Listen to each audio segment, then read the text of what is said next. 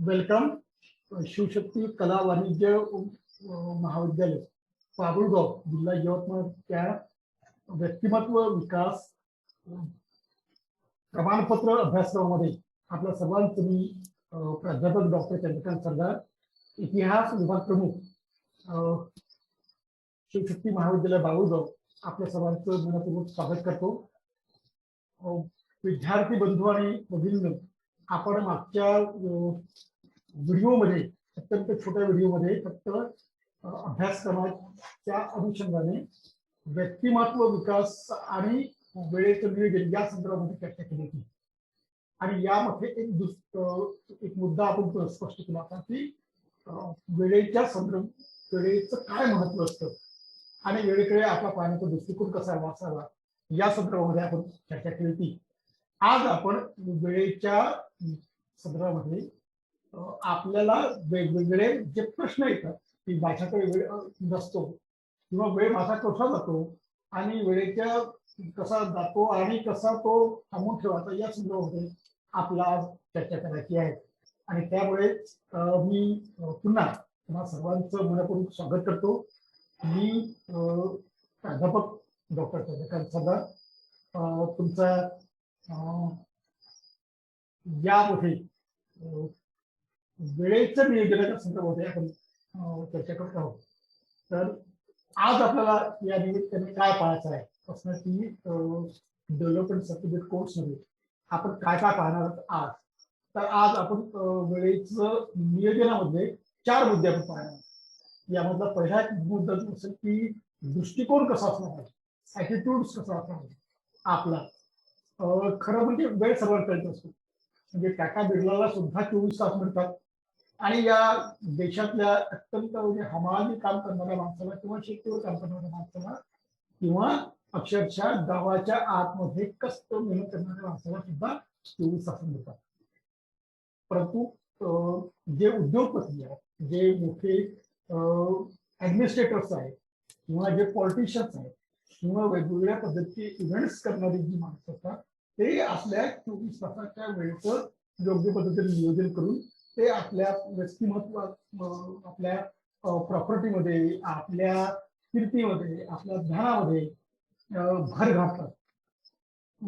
शेती काम करणारा जो माणूस असतो तो आपल्या कष्टाचं, आपल्या श्रमाची वेळेची मध्ये तो नियोजन करतो आणि त्यामुळे तो आपल्या कष्टाच्या आधारावरती आपल्या दैनंदिन जीवनामध्ये प्रगती करतो. तर हे जे दृष्टिकोन या दृष्टिकोनाची चर्चा करायची आहे. आता हा जो दृष्टिकोन आहे या दृष्टिकोनाच्या संदर्भामध्ये आपल्याला आपलं प्लॅनिंग असतं. वेळ जी आपण आहे आपल्याकडे या वेळेचं आपण नियोजन करत आहोत आणि हे बाकीचे नियोजन करण्यापेक्षा नियोजन आपण कमी जास्त नसतो आणि म्हणून त्याच्यावर चर्चा करायची. आणि त्यानंतर आपलं पाहायचं आहे की वेळ जातो कसा, वेळेचं नष्ट कसं होतं आणि मग हा वेळ जातो कुठे या संदर्भामध्ये चर्चा करायची आहे. आज आपण या 4 मुद्द्यावरती चर्चा करू आणि पुढच्या वेळेला हा वेळ जो जातो आपल्याला कसा थांबवता येईल आणि याचा आपल्या व्यक्तिमत्वाला कसा उपयोग होऊ शकतो यावरती आपण पुढची चर्चा करणार आहोत. आणि म्हणून आता आपण पहिला जो मुद्दा आपल्याकडचा आहे तर हा ॲटिट्यूड, दृष्टिकोन, या दृष्टिकोनाची आपल्या चर्चा करायची. विद्यार्थी बंधूंनो, समाजामध्ये वेळ हा आताच आपण चर्चा केली की सर्वांनाच वेळ सारखाच मिळतो. म्हणजे 24 तास उद्योगपतींकडे असतात, 24 तास डॉक्टरकडे असतात, 24 तास वर्करकडे असतात. घरातली काम करणारी आपण ज्याला हाऊस वाईफ म्हणतो, खरं तर हा शब्द मला फारसा वाटत नाही. तर तिला तर खरं की हाऊस मॅनेजमेंट असं म्हणायला पाहिजे, व्यवस्थापक येत असली पाहिजे, नीती असते, त्याच्यानंतर वृद्ध असतात किंवा सर्वात शेवटी स्टुडंट असतात. त्या सगळ्यांचा दोष संदर्भात आपल्याला या प्रत्येकाचा वेळेच्या संदर्भामध्ये काय दृष्टिकोन असतो हे महत्वाचे घटक, अनेक घटक असतील पण तुझे आपले घटक असतात. वेळ जसा बिझनेसमॅन काय विचार करतो, उद्योगपती काय विचार करतो, व्यावसायिक माणूस काय विचार करतो, तर तो त्याच्याकडे जो वेळ असतो या वेळेच्या संदर्भामध्ये तो विचार करतो की वेळ म्हणजे काय. तर त्याच्यासाठी वेळ म्हणजे पैसा असतो. आता जर वेळ गेला तर या वेळेची एनर्जी संधी आहे, ही संधी आपली जाईल. जसं आज उदाहरणासाठी आपण घेऊ की आज आपल्याकडे मोठ्या प्रमाणात मार्केटमध्ये खाद्यपदार्थाचे भाव वाढले, म्हणजे तेलाचे भाव वाढले, वेगवेगळ्या पद्धतीचे ज्या गरजा आहेत तुमच्या त्या गरजांचे भाव वाढले, भाजीपाल्याचे भाव वाढले, अन्नधान्याचे भाव वाढले. आणि या अनुषंगाने तो विचार करतो की आज मार्केटमध्ये बाहेरून माल येत नाही आणि लोकांच्या तर तेवढ्या गरजा आहेत, या वेळेला आपला फायदा कसा करतो. म्हणजे तो येणाऱ्या हा जो त्याच्याकडे 2 दिवस 4 दिवस जेवढे दिवस लॉकडाऊन असेल त्या कालखंडामधला हा प्रत्येक वेळ तो यासाठी वापरतो आणि त्या अनुषंगाने तो पैसा सही करतो. म्हणजे तो काय करतो की तो व्यवसायाच्या अनुषंगाने त्याच्याकडचा जो वेळ आहे हा वेळ म्हणजे पैसा कसा विकास करावा यासाठी तो विचार करतो आणि त्या पद्धतीने तो वाढवतो. वेगवेगळे आता मी मला अत्यंत खालच्या म्हणजे त्याला असं म्हटलं आपल्या गाव पातळीवरची जी गोष्ट सांगितली, अशीच गोष्ट आता आपला अत्यंत नॅशनल आणि इंटरनॅशनल लेवलवरच्या गोष्टीचा सुद्धा आपण विचार करतो. कोविडच्या कालखंडामध्ये ऑक्सिजनची जी फॅक्टरीज आहेत, कारखाने आहेत, या फॅक्टरीला एकदम मान्यता मानली. पूर्वी आपल्याकडे ऑक्सिजनचे सिलेंडर बोलवले जात असतात ही गोष्ट सुद्धा अनेक विद्यार्थ्यांना माहीत नसेल. फक्त ती जास्त जास्त मेडिकल क्षेत्रातल्या माणसांना किंवा उद्योगातल्या क्षेत्रातल्या माणसांना त्यांना फक्त त्यांची गरज वाटत नाही. परंतु आता प्रत्येक माणसाच्या तोंडावरती हा विषय येत चाललेला आहे की आपल्याला ऑक्सिजन कसं मिळेल. तर ह्या ज्या फॅक्टरीला या फॅक्टरीला ही अपॉर्च्युनिटी आणि म्हणून त्यांनी वेगवेगळे प्रोजेक्ट त्यांनी उभे केले. जसं आता लसीकरण आपल्याकडे होत आहे आणि लसीकरणाच्या अनुषंगाने मोठी उलाढाल होत आहे. म्हणजे उद्योगपतींच्या किंवा व्यापाऱ्यांच्या दृष्टीने वेळ म्हणजे पैसा. आता डॉक्टरच्या दृष्टीने काय असेल तर डॉक्टरच्या दृष्टीने सुद्धा वेळ म्हणजे जीवन असते. आता आपण पाहतो की आजच आपल्याला अनेक सांगतो की रोज बातम्या आपल्या सांगितलं की एखाद्या व्यक्तीला वेळेवरती ऑक्सिजन मिळालं नाही, फक्त ऑक्सिजन मिळालं नाही आणि म्हणून तो वारला. त्याला वेळेवरती ऑक्सिजन मिळालं नाही म्हणजे तो किती श्रीमंत असेल, त्याच्याशी किती पैसा असेल, तो किती विद्वान असेल किंवा तो काही असेल, पण वेळेवरती त्याला ती ऑक्सिजन मिळालं नाही किंवा वेळेवरती त्याला एक इंजेक्शन मिळालं नाही किंवा वेळेवरती त्याला एखादा डोस मिळाला नाही आणि म्हणून तो वाढला. म्हणजे डॉक्टरांच्या दृष्टीने वेळ म्हणजे जीवन असतं.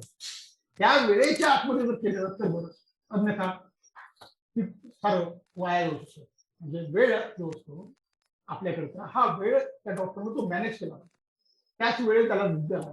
असं नाही की 10 तासाच्या आपण दिलं तर चालेल, पहिल्यांदा या लागणी ही गोळी देऊन टाकू आणि नंतर बघू. असं हार्टच्या पेशंटला जर केलं तर हार्टचा पेशंट निघून जातो. एखादा इमर्जन्सी पेशंट आहे, या इमर्जन्सी पेशंटला ऑक्सिजन बाबा एका तासाला लावू सध्याची त्याला मी एक गोळी द्या असं नाही करता येत. त्याला ऑक्सिजनची गरज आहे, ऑक्सिजनच दिलं पाहिजे आणि त्या वेळेवर दिलं पाहिजे. म्हणजे डॉक्टरच्या दृष्टीने वेळ म्हणजे जीवन असतं.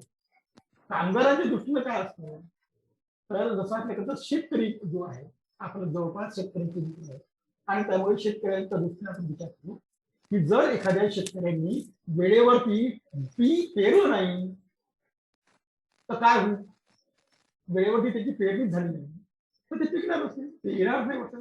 आलं तरी त्याच्यानंतर पेरलं तर ते लेट येईल आणि लेट आलं तर त्याचा जो ऍव्हरेज असतो तो कमी होईल.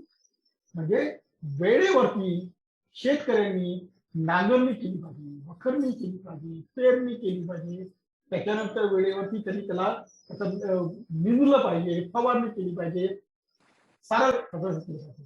वेळेवर जर नाही केलं तर काय होऊ शकतं. आपल्याला साऱ्यांना अनुभव आहे. म्हणजे शेतकऱ्याच्या दृष्टीने कामगाराच्या दृष्टीने वेळ म्हणजे काय तर वेळ म्हणजे त्याच्या जीवनाचं स्वप्न आहे. वेळेवरती त्याला ते मिळालं तर त्याचे स्वप्न पूर्ण होतील, अन्यथा त्याचे स्वप्न पूर्ण होणार. जर शेतकऱ्यांचं वेळेवरती पेरलं, वेळेवरती ते आलं आणि वेळेवरती मार्केटमध्ये दिलं तर त्याच्याकडे काहीतरी पैसा येईल आणि त्या पैशाच्या आधारावरती त्याच्या संसाराचे स्वप्न तो पुरा करू शकतो. म्हणजे कामगारांच्या, शेतकऱ्यांच्या, कष्टकऱ्यांच्या, मेहनत करणाऱ्या माणसाच्या दृष्टीने वेळ म्हणजे काय तर वेळ म्हणजे त्याचे स्वप्न आहे, त्याच्या जीवनाचं वृद्धी आहे, विकास आहे. हाऊस वाईफ आपण ज्याला म्हणतो, जिला गृहिणी शब्द वापरला जातो, हिचं साठी जीवन म्हणजे वेळेचं काय महत्व असेल, काय तिचा दृष्टिकोन काय असतो तर तिच्या दृष्टीने हे असते की वेळ हा पुरतच नाही. सकाळी उठण्याच्या अगोदर ती रात्री विचार करते की सकाळी आपल्याला नाश्ता बनवायचा आहे. जर आपल्याला कडधान्याचा नाश्ता बनवायचा असेल तर आज रात्री आपल्याला कडधान्य भिजू घातलं पाहिजे. उद्या त्याच्यानंतर भिजल्याच्या नंतर त्याला कापडमध्ये बांधलं पाहिजे. सकाळी ते बाहेर काढल्याच्या नंतर त्याला स्वच्छ केलं पाहिजे. हे तिचं नियोजन आहे. आणि म्हणून ती पहिल्या दिवशी ती कडधान्य गुरु घालते. त्याच्यानंतर गुरु घातल्याच्यानंतर कपड्यावरती बांधून जाते आणि रात्री बाजू ठेवल्यानंतर त्याच्या वेळेवरती त्याचं नियोजन नाश्ता बनवतो. म्हणजे नियोजन तिला ती करायचं. म्हणजे तिच्या दृष्टीने प्रत्येक गोष्टीचे नियोजन असेल. जसं नाश्त्याचं नियोजन असेल, नाश्त्याच्या नंतर जेवणाचं नियोजन तिला करायचं. घरातलं झाडण्या पुसण्यापासून अनेक गोष्टीचं तिचं नियोजन असेल.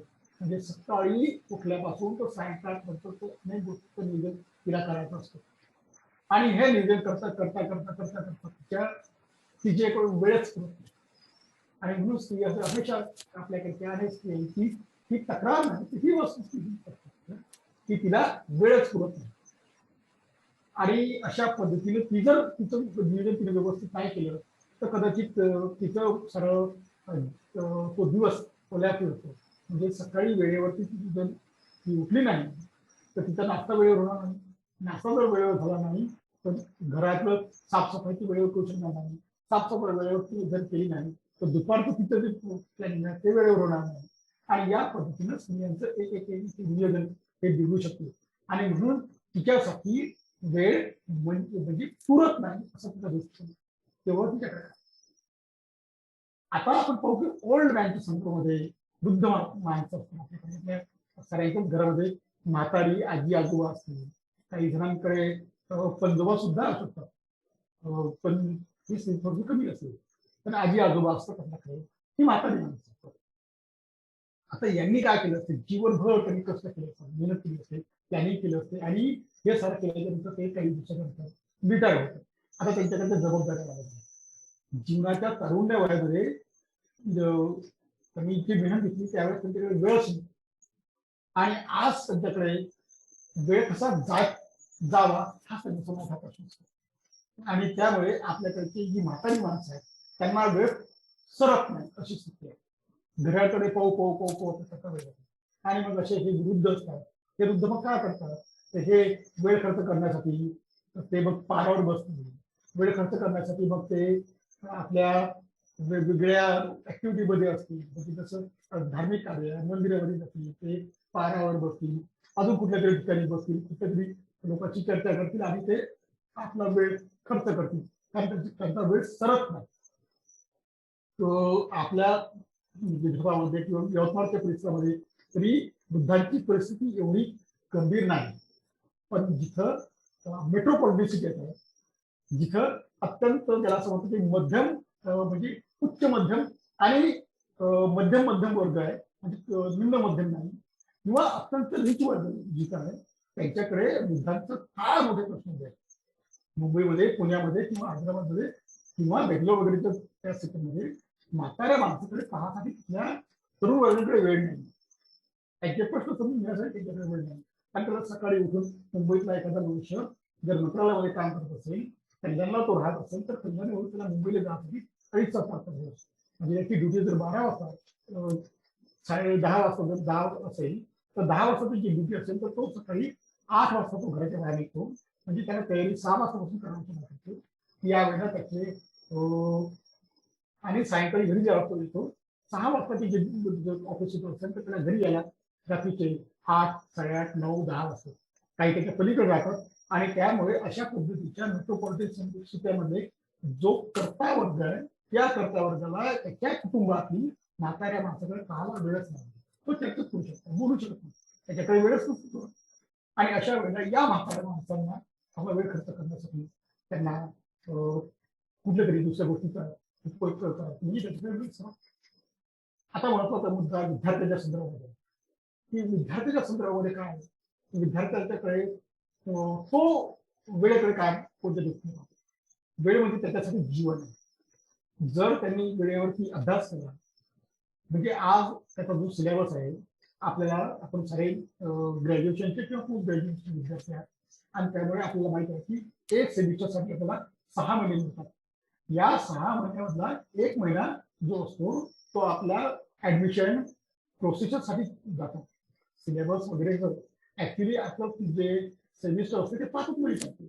या 5 महिन्यामध्ये 5 आपले विषय असतात. आर्टचे असतील तर, कॉमर्सचे असतील तर 7 विषय असतात. तर सायन्सचे असेल तर अजून कमी असू शकतात. तर आपल्याकडे ऍप्रोक्सिमेटली जर 5 विषय असतील तर एका म्हणजे 5 महिन्यामध्ये 5 विषय आपल्याला कंप्लीट करायचे आहे. म्हणजे आपल्याकडे वेळ किती आहे? आपल्याकडे 1 महिना एका विषयासाठी आहे. आता या प्रत्येक विषयामध्ये 5 युनिट असतात आणि 1 महिना आहे म्हणजे आपला एक युनिट तयार कम्प्लीट करण्यासाठी आपल्याला 1 आठवडा सुद्धा मिळत नाही. आपल्याला फक्त 5च दिवस मिळतात.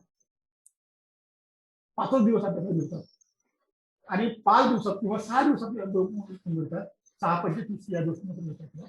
तर आपल्याला 6 दिवस मिळतील आणि यामध्ये आपल्याला 5 युनिट मिळतात. म्हणजे आपल्याकडे 1 दिवस. अशा स्थितीमध्ये आपल्याला जर आपला वेळ जो आहे हा वेळ योग्य पद्धतीनं आता अभ्यास करणे म्हणजे कसं, व नोट्स काढणे असेल, म्हणजे पुस्तकं वाचणे, पुस्तकाचं कलेक्शन करणे, पुस्तकाचा म्हणजे सिलेबस मिळवणे, सिलेबसच्या अनुषंगाने पुस्तकं मिळवणे, पुस्तकातला योग्य पद्धतीचा पाठ आपण वाचणे, त्याच्या नोट्स काढणे आणि त्याच्या अनुषंगाने परीक्षेला येणाऱ्या पेपरच्या अनुषंगाने त्याचं नियोजन करणे, ही सारी गोष्टी करायची असते. म्हणजे वेळ म्हणजे आणि हे जर त्यांनी केलं तर परीक्षेमध्ये योग्य पद्धतीने मार्क्स त्याला मिळतील आणि योग्य पद्धतीने मार्क्स मिळवण्याच्या आधारावर त्याला पुढच्या परीक्षेला त्याला प्रवेश मिळेल. म्हणजे तुम्ही जर BA ला असाल तर MA ला तुम्हाला ऍडमिशन मिळवायचे असेल तर तुमच्या पर्सेंटेज महत्वाचं असतं. उद्या तुम्ही एखाद्या स्पर्धा परीक्षेच्या अभ्यासक्रमाला तुम्ही जर इंटरव्ह्यूला तुम्ही गेले तर इंटरव्ह्यूमध्ये तुम्हाला किती मार्क्स असतील नॅचरली विचारलं जातं आणि त्यावेळेस तुम्हाला जर कमी मार्क्स असतील तर तुम्ही पाठिंबा करावे. म्हणजे विद्यार्थ्याच्या दृष्टीने वेळ म्हणजे त्याचं भविष्य, त्याचं जीवन आहे आणि त्यामुळे त्याला तर प्लॅनिंग करणं आवश्यक आहे. म्हणजे प्रत्येक व्यक्तीचा आपला वेळेकडे पाहण्याचा जो दृष्टिकोन असतो तो वेगळा असतो, त्याच्या गरजानुसार तो असतो. आणि म्हणून विद्यार्थ्यांच्या दृष्टीने वेळ म्हणजे काय, तर विद्यार्थ्याच्या दृष्टीने वेळ म्हणजे त्याचं भविष्य. आज तो जर समजून सगळा त्याच्या भविष्याला आज तर त्याच्या भविष्याचं गांभीर्य कळलं तर उद्याचं भविष्य नैसर्गिकपणे किंवा त्याला ते मिळू शकते भविष्य चांगलं. आणि जर त्यांना नियोजन नाही केलं, जर त्याचे ज्यावेळेस तो गंभीर आला नाही तर उद्या त्याचं भविष्य बिघडू शकते. म्हणजे वेळेकडे पाहण्याचा त्याचा दृष्टिकोन आहे तो जसा असेल तसं त्याचं भविष्य घडू शकते. आता याच्यातले आपण एकेकाचे मुद्दे समजू, एक मुद्द्याला आपण विचार पद्धतीने आपण करू. तर यामध्ये आपला पुढचा मुद्दा जो आहे तो मुद्दा आहे स्वयंनियोजन. तुमचं जीवन आहे आणि ते तुम्हाला घडवा. कुणी बाहेरून येऊन तुमचं नियोजन घडवणार नाही. हाताच्या बोटामध्ये रेषा असतात या फालतू गोष्टीवरती विश्वास ठेवू नका. नक्की हे वैज्ञानिकदृष्ट्या सत्य नाही आहे आणि व्यवहारिकदृष्ट्या सत्य नाही. त्यामुळे आपण हे लक्षात घ्या की आपलं भविष्य घडवणे ते आपल्या हातात आहे. आणि जर आपण हे जर भविष्य घडवत असेल तर आपण आपल्याकडे असलेला वेळ याचं योग्य पद्धतीने नियोजन करणे आणि हे योग्य पद्धतीने नियोजन करणे म्हणजेच आपलं व्यक्तिमत्व विकसित करणे. ज्या व्यक्तीला आपलं वेळेचं महत्व करतं आणि त्याचं तो योग्य पद्धतीने घेतो, नियोजन करतो आणि त्याचं इम्प्लिमेंटेशन करतो, तो खऱ्या अर्थाने यशस्वी होतो. अन्यथा अनेक लोक रोज ठरवतात की मला कलेक्टर व्हायचं आहे, मला डॉक्टर व्हायचं आहे, मला हे व्हायचं, मला ते व्हायचं आहे आणि त्यापैकी किती होतात कारण ते त्या याच्याबद्दल ते जाण्यासाठी त्यांना ज्या पायऱ्या असतात ते फॉलो करत नाहीत आणि त्यामुळे ते ढासळतात किंवा ते त्या गोलपर्यंत ते पोहोचत नाहीत. म्हणून तुम्हाला तुमचं स्वयंनियोजन स्वतःचं नियोजन करणे ते अत्यंत आवश्यक असतं. जर ते नियोजन योग्य पद्धतीने झालं तर ठीक, अन्यथा हे नियोजन तुमचं ज्याला असं म्हणा किंवा विस्कळीत होऊ शकते. यामधला काय काय भाग आपल्याला महत्वाचा आहे तर एक की आपल्याकडे जर वेळ नसेल तर आपल्याला असलेल्या वेळेचं नियोजन करा. जेवढा वेळ आहे त्याचं तुम्ही नियोजन करा. म्हणजे वेळ नाही तर काय अनेकदा लोक असं म्हणतात की माझ्याकडे वेळच नाहीये, माझ्याकडे वेळच नाही. मागच्या टॉपिक्स मध्ये मी तुमच्याशी बोललो होतो त्या अनुषंगाने की अनेक लोक म्हणतात किंवा मला हे करायचं मला ते करायचं पण माझ्याकडे वेळच नाही. परंतु आपलं बघितलं तर आपल्याकडे वेळ असतोच. म्हणजे अनेक सारे विद्यार्थी म्हणतात की माझ्याकडे वेळ नाही आहे, पण तुम्ही प्रवास करता ना, प्रवासासाठी तुम्ही 2 तास तुमचे प्रवासात जातात. या 2 तासामध्ये बसमध्ये बसल्याच्या नंतर जर तुम्ही तुमचं पुस्तक घेऊन जर तुम्ही वाचले तर ते 2 तास तुमच्या कामात येऊ शकतात. याला शून्य नियोजन म्हणतात, 0 मिनिटाचं नियोजन. ऍक्च्युली तुम्ही प्रवास करता, पण प्रवासामध्ये सुद्धा तुम्ही अभ्यास करता. म्हणजे तुमचा जो वेळ आहे तो त्यासाठी त्या कामात आलेला आहे. म्हणजे तुम्ही स्वतः नियोजन करा. अनेकदा तुम्ही वेगवेगळ्या जसं तुम्ही वेगवेगळे कामं करत असतात. आता जर मुली असतील तर ते भांडे घासत असतील. भांडे घासताना जर आपण एखादा सिद्धांत घेतला आणि तो सिद्धांत घेऊन तो पाठ करायचा जर असेल आणि आपण भांडे घासायला तर याच्यात आपला सिद्धांत आपण पाठही करतो आणि आपण भांडे घासत असतो. जर तुम्ही पोरं शेतामध्ये कामाला जात असाल आणि आपल्याला एखादी पोयम पाठ करायची असेल तर ती पोयम घरून घेऊन जा आणि त्याचं शेतामध्ये जर तुम्ही दौरे जात असाल तर दौऱ्यावरती सुद्धा ती पोयम म्हणून बघा. एक मुंडन केल्याच्या नंतर एक कळवं, दुसऱ्या मुंडनामध्ये दुसरी ओळ, तिसऱ्या मुंडनावर तिसरी ओळ, तुमच्या अशा अनेक कविता सहज पाठ होती. त्यासाठी तुम्हाला म्हणजे स्वतःचं नियोजन स्वतःच्या पद्धतीने करायचं. अशा अनेक उदाहरणं आपल्याला देऊ शकतात. आपण मेहनत करताना, आपण अगदी वेगवेगळे कामं करताना वेगवेगळ्या पद्धतीचे आपल्याला टॅक्टिक्स आपल्याला वापरता येतात आणि आपला वेळ आपल्याला आपल्या व्यक्तिमत्व विकासाच्या किंवा आपला अभ्यास करण्यासाठी आपल्याला वापरता येऊ शकतो. हे निर्णय कोणा करायचा, हे नियोजन कोणा करायचं आहे, हे स्वतःच करायचं आहे. आता अजून एक महत्वाची गोष्ट की यासाठी मी तुम्हाला एक कथा सांगितली पाहिजे दुसऱ्या मुद्द्यासाठी, की तुमचे जे क्षण म्हणजे टाइम वेळ ते जर आलं तो जो येतो त्याला आपण सोनं आहे, पण जर त्याचा यूज नाही केला, त्याचा वापर जर आपण नाही केला, म्हणजे तुमच्या प्रत्येकाकडे जे सोनं येतं या सोन्याचा जर वापर नाही केला तुम्ही, म्हणजे वेळ जर तुमच्याकडे येतो, हा वेळेचा योग्य उपयोग तुम्ही नाही केला तर त्याची दुसऱ्या क्षणाला माती होऊन जाते. हे आता तुमच्यावरती अवलंबून आहे की तुम्ही या येणाऱ्या वेळेला त्याचं तुम्ही सोनं करायचं की तुम्हाला माती करायची. आता हे जे करायचं असतं तर हे कसं पद्धतीने करायचं आहे या संदर्भामध्ये हे सारं ठरवणे हे तुम्हाला ठरवायचं आहे. आपण याच्या संदर्भामध्ये जे शास्त्र शुद्ध अभ्यास आहे याचाही पुढच्या याच्यामध्ये आपण विचार करूच, परंतु हे करायचं शेवटी तुम्हाला आहे, तुम्ही ठरवायचं आहे तुम्हाला कसं करायचं. आता पुढचा जो मुद्दा मी तुमच्या समोर तुम्हाला दिसतच स्क्रीनवरती की 86,400 सेकंदाचं नियोजन आपल्या करत आहे. म्हणजे काय असते की एक शिक्षक असतात आणि ते शिक्षकांचे 4 विद्यार्थी असतात आणि या 4 विद्यार्थ्यांना ते सांगतात की बाबा तुम्हाला मी हे पैसे देतो आणि हे पैसे तुम्हाला एका दिवसात खर्च करायचे.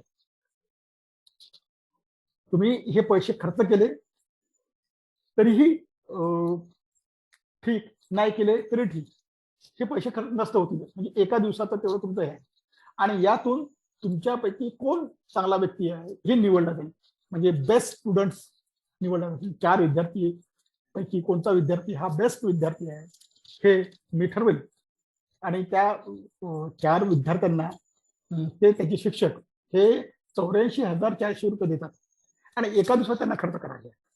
आता हे जे विद्यार्थी आहेत ते विद्यार्थी 4 विद्यार्थ्यांपैकी एक विद्यार्थी विचार करतो की एवढे पैसे आपल्याकडे आले आहेत, चला आपण मार्केटमध्ये जाऊ आणि मग ते जेवण खाऊ, दारू पिऊ, वेगवेगळ्या पद्धतीची व्यसनं करू किंवा पैसा कसा तरी करू आणि तो पैसा असा खर्च करतो आणि त्याला तो उडून लावतो.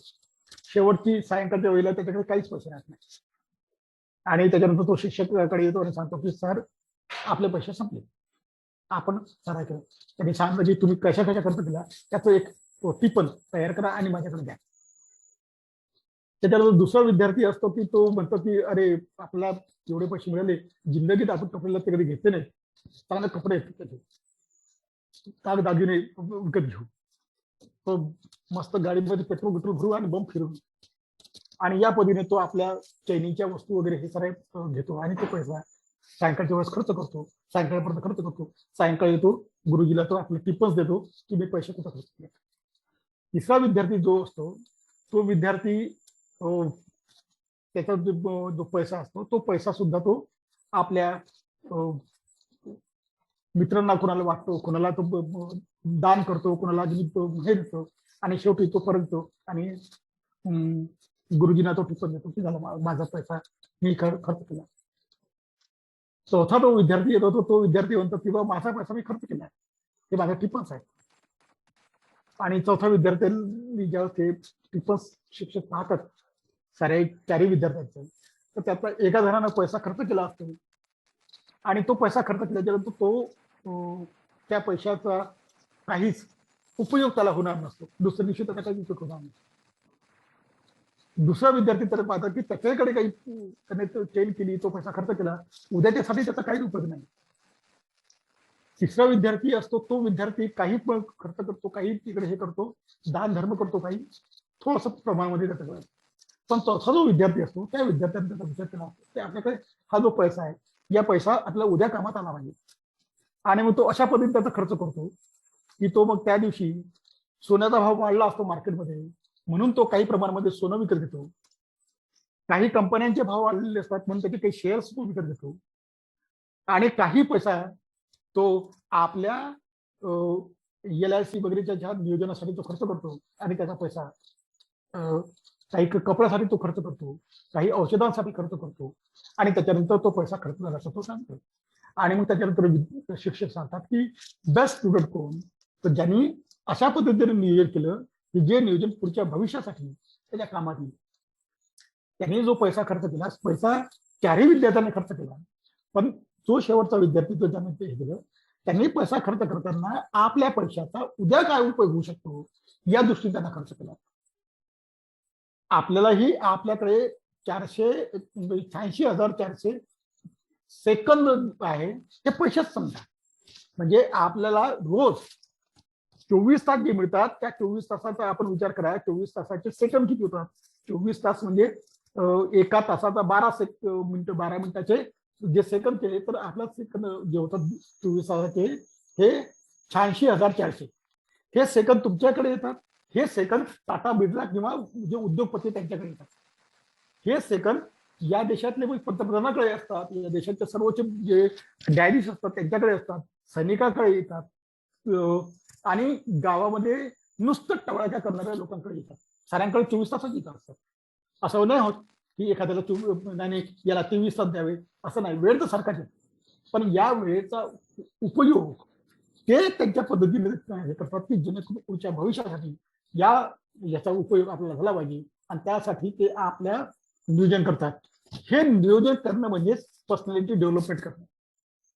हे नियोजन जर योग्य पद्धतीने आलं तर तुमची व्यक्तिमत्व विकास होऊ शकतो. म्हणजे वेळेचं महत्व तुम्हाला समजेल आणि त्याचा योग्य पद्धतीने विनियोग करणे हे जर तुम्हाला समजलं तर तुम्ही तुमच्या व्यक्तिमत्वाला विकसित करू शकता. आणि त्या पद्धतीने जर विकसित केलं तर तुम्हाला त्याचा फायदा होऊ शकतो. आता आपण पुढे पाहतो की टाइम एक्सपेंडिचर्स म्हणजे तुमचा टाइम जातो कुठं. अनेकदा लोक समजतात की जीवनभर जगलो पण काहीच उपयोग झाला नाही, शेवटच्या हे राहून गेलं, ते करत राहिलं, ते राहिलं. या पद्धतीनं अनेकदा लोक तक्रार करतात. अनेक लोक या पद्धतीने तक्रार करतात की ही गोष्ट व्हायची आहे, ती गोष्ट व्हायची आहे, मला हे करायचं होतं, मला ते करायचं होतं. आता का असं होतं, त्यांच्याकडे जर वेळ असतो पण वेळ म्हणजे त्यांच्यासाठी वेळेचं त्यांनी नियोजन नाही केलं आणि त्यामुळे वेळ म्हणजे एक चाळणी आहे. वेळेची चाळणी असते. चाळणी तुम्हाला माहिती असते की चाळणीमध्ये कितीही पाणी टाका, पाणी थांबतं का त्याच्यात? नाही, ते खालून जाणारच आहे. तुम्ही कितीही पाणी टाकलं तरी चाळणीतून पाणी निघून जाईल. तसं वेळेचं असते. वेळेचं जर तुम्ही नियोजन केलं तर तो वेळ थांबेल. तुम्ही जर वेळेचं नियोजन नाही केलं तर वेळ चाळणीतून निघून जाईल. काळाच्या ओघामध्ये तो वेळ निघून जातो आणि मग आपल्याकडे काय साथ नाही. नॅचरली आपण असं विचार करतो, एक उदाहरणासाठी आपण घेतलो की हे उदाहरण सुद्धा वेळेचं नियोजन या नावाचं पुस्तक आहे, प्रसाद भाबळे यांचं ते पुस्तक आहे. या पुस्तकातून मी ही संकल्पना घेतली की त्याचा उल्लेख मी यासाठी करतो की त्यांनी त्या पुस्तकामध्ये त्यांनी ही संकल्पना मांडलेली आहे.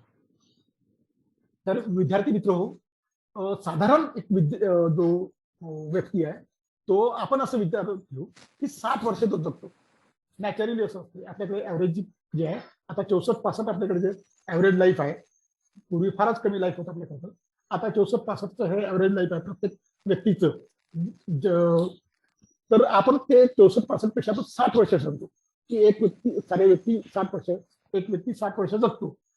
तर त्याचं जीवनाचा जो वेळ आहे तो कुठं कुठं खर्च होतो, कसा कसा होतो, एक उदाहरण एक ढोबळमानानं आपण जर पाहिलं तर मग आपल्याला पुढचा विचार करता येईल. त्यातला पहिला एक भाग असतो की त्याची आपण दैनंदिनी, आपण त्याच्या डेली लाईफ जे आहे त्या डेली लाईफचा विचार करू. आणि या डेली लाईफचा विचार करताना मग आपण विचार करतो की त्याच्याकरता वेळ जातो कसा. तर आपल्याला नॅचरली आपण सकाळी उठतो आणि उठल्याच्या दात घासतो, तोंड धुतो, वगैरे हे करतो, व्यायाम वगैरे करतो. म्हणजे सकाळी 1 तास आपला जातो मुखमार्जनासाठी, आणि असंच वेळ जातो आपला सायंकाळी 1 तास. म्हणजे आपल्या जीवनामध्ये रोज 2 तास आपल्या व्यक्तिगत शरीरासाठी आपण देत असतो. जर रोजचे 2 तास म्हणजे एका वर्षाचे 365 दिवस, आणि त्यामुळे फक्त मुखमार्जनासाठी आपण 730 तास त्यासाठी खर्च करतो. आता 60 वर्ष तो मनुष्य जगतो, म्हणजे त्याच्या जीवनात किती वर्ष किती तास गेले, तर 43,800 तास त्यांना फक्त आपल्या आपण ज्याला म्हणतो मुखमार्जनासाठी खर्च केले, म्हणजे त्यांनी फ्रेश होण्यासाठी त्यांना खर्च केलेले आहेत. आता याचा जर हिशोब केला तर त्याच्या जीवनाचे 5 वर्ष जातात, म्हणजे 43,800 तास भागलेला आपण जर 24 हे केलं, तर या पद्धतीने जर चर्चा आपल्या हे केली तर हे होते ते 5 वर्ष. म्हणजे त्याच्या जीवनातले 5 वर्ष, म्हणजे आपण आपल्या जीवनातले 5 वर्ष फक्त आपण फ्रेश होण्यासाठी खर्च करतो.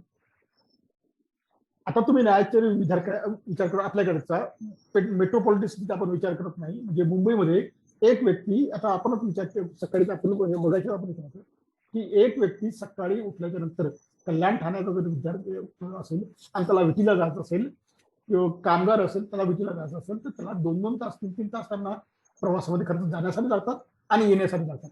पण आपण तसं विचार न करता आपल्याकडचा विचार आपण जर केला तर जनरली आपल्या इकडच्या माणसाला रोज 2 तास प्रवास करावा लागतो.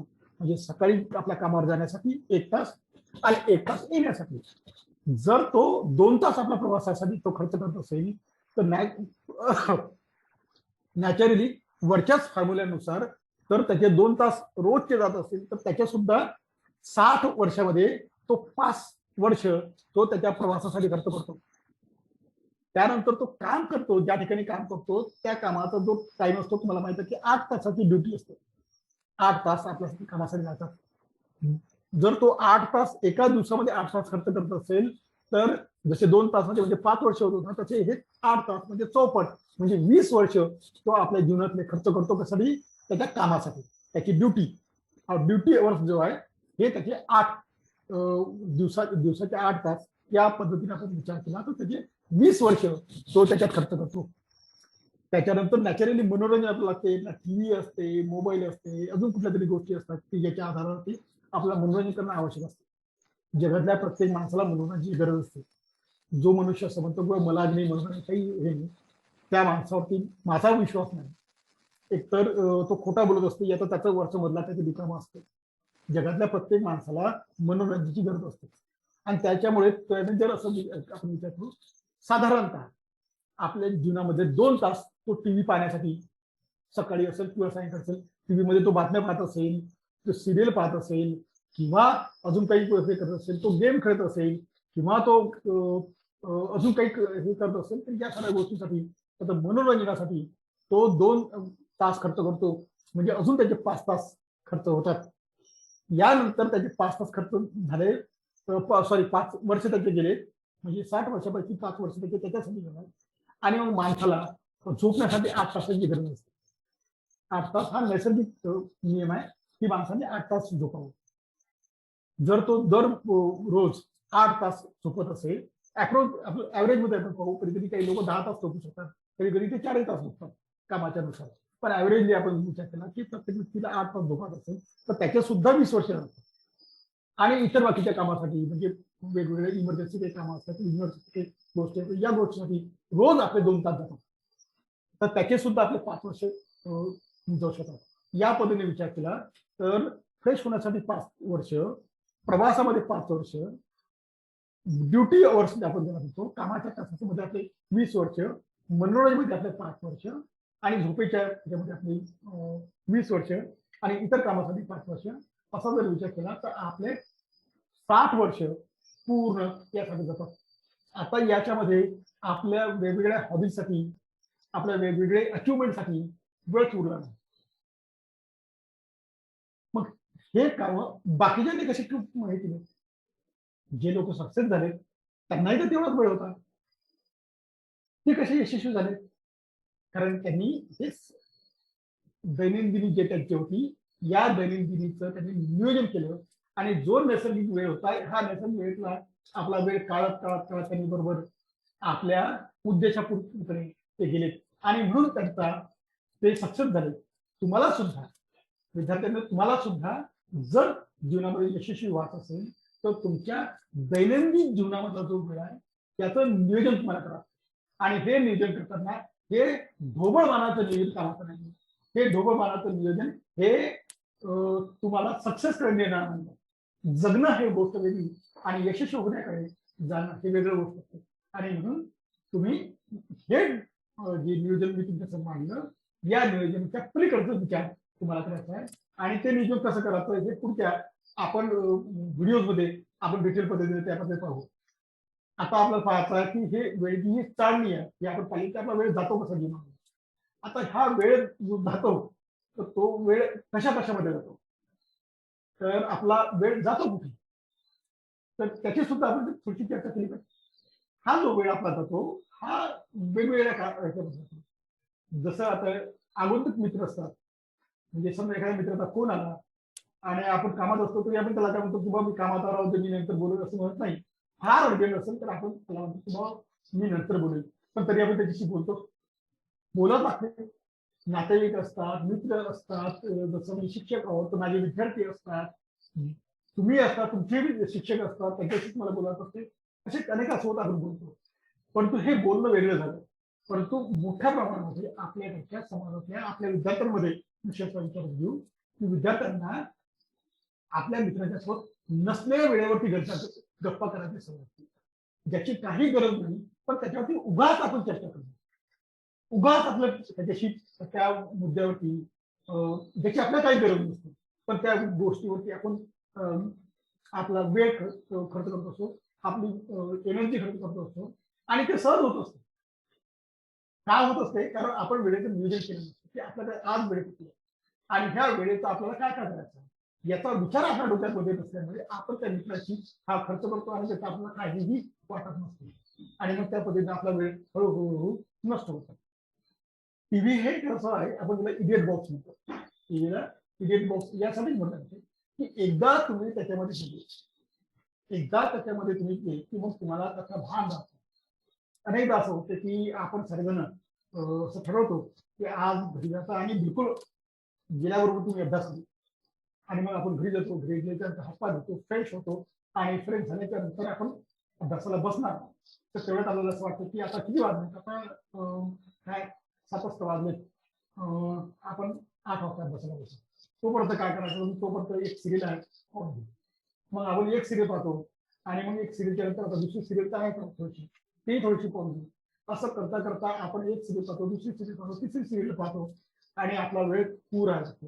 हे सिरियल पाहता पाहता आपल्याला वाटतं त्याचा थंडी वाढत आहे किंवा आपल्याला कसं ते वाटत आहे, मग आपण पांघरून घेतो आणि पांघरून घेतून घेऊन हळूहळू आपण जेवण जेवण करून बसतो तिथं आणि पांघरून घेऊन तिथं बसतो आणि मग सकाळी आपण लक्षात येते की अरे आपला रात्रीचा अभ्यास करायचा तो राहून गेला. आपण सकाळी उठल्यानंतर आपण आपल्यालाच खूप साऱ्या ज्याला असं दूषण देतो, आपण आपल्यावर रागवतो, आपल्याला आपण वाईट म्हणतो, साध्या भाषेमध्ये आपण आपल्याला स्वतःला शिव्या देतो.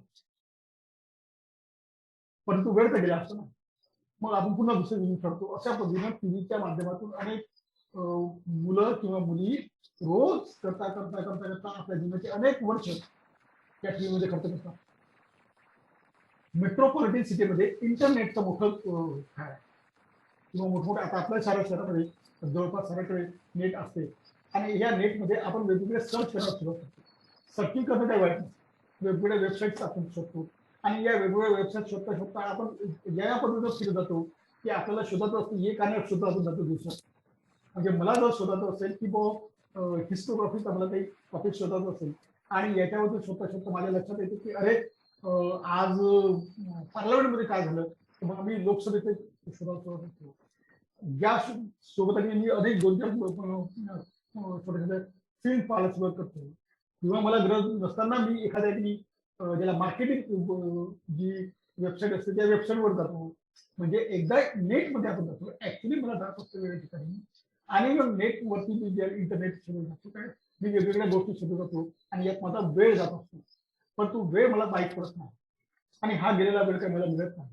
आणि या पद्धतीने आपले अनेक वेगवेगळे भाग असे की जिथे आपला वेळ चोरला जातो, कन्झ्युम होत असतो.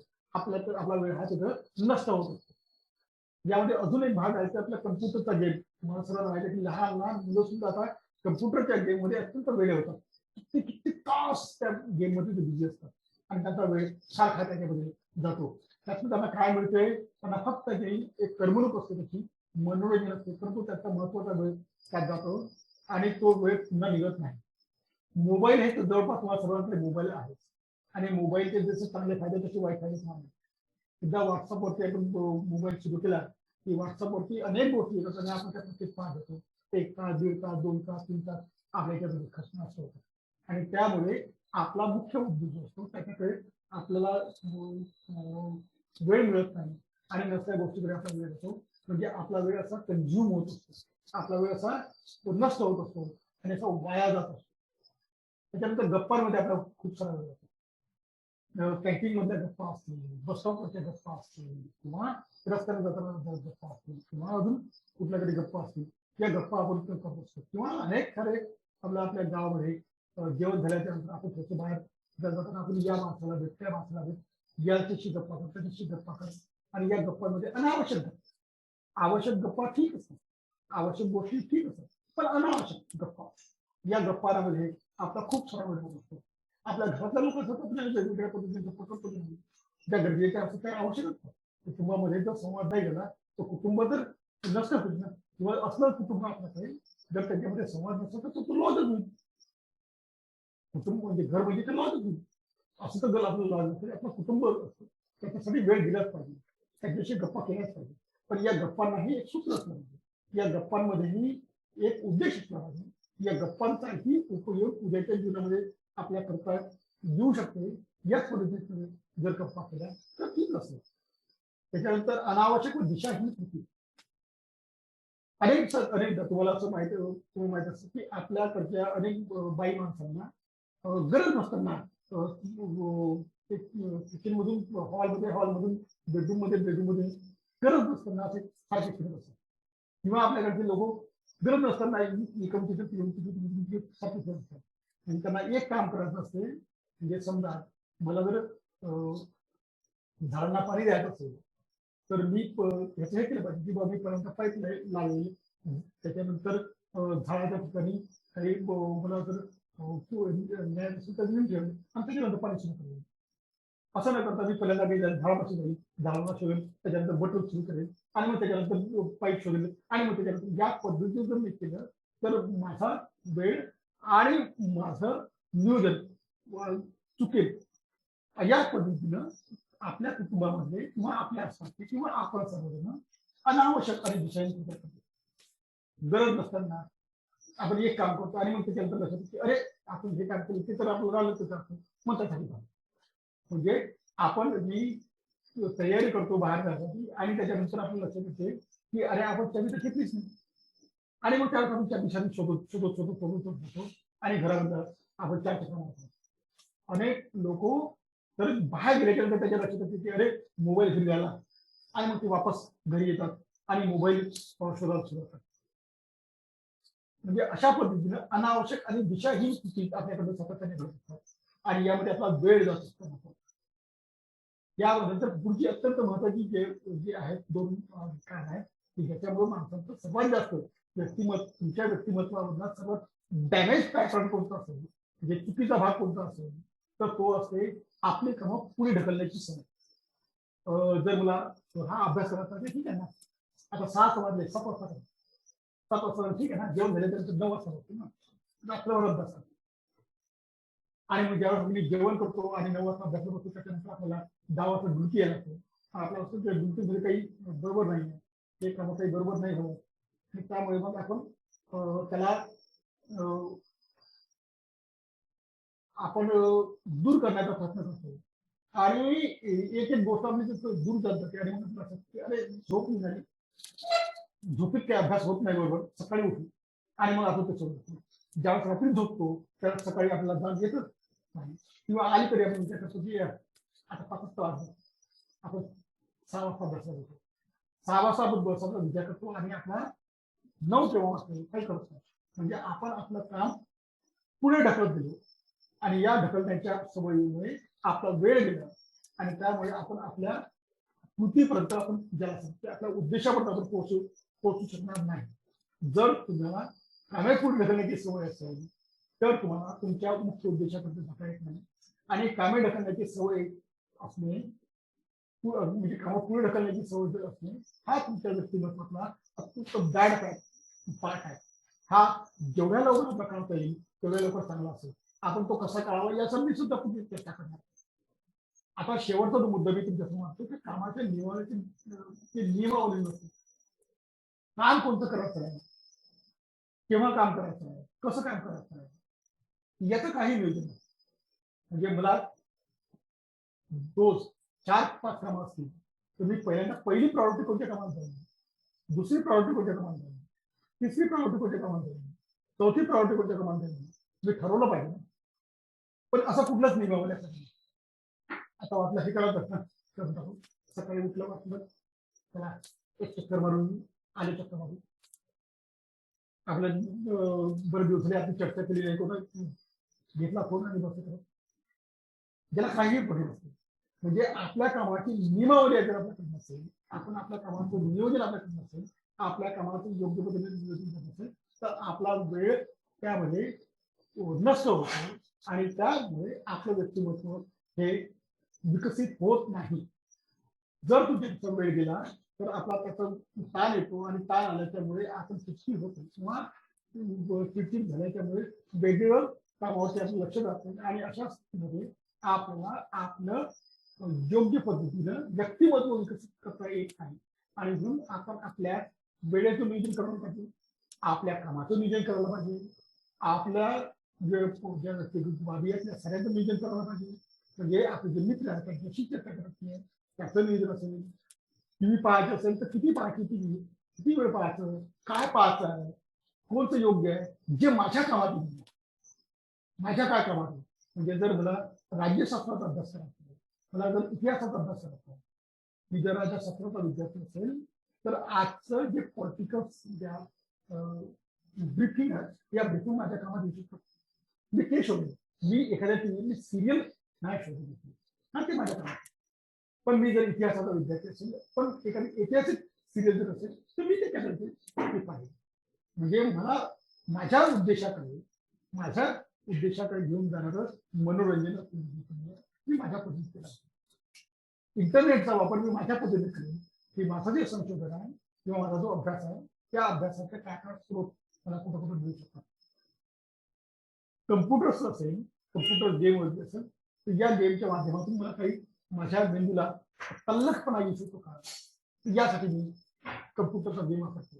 मोबाईल मधून मी जी माहिती माझ्याकडे येते ती माहिती मी लोकांपर्यंत पोहोचवतो यासाठी मी मोबाईलचा वापर करेन.